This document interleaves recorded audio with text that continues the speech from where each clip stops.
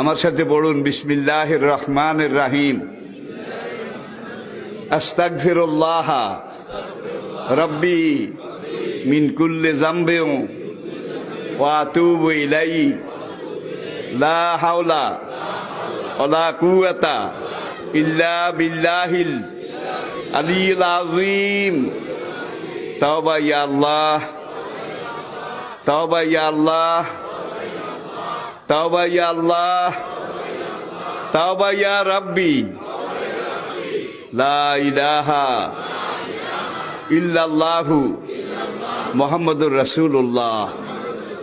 আল্লাহর কসম, পিছনের জীবনে সব গুনাহ আল্লাহ মাফ করে দিয়েছে, এই তওবার কারণে সব মাফ করিয়া লাইছে।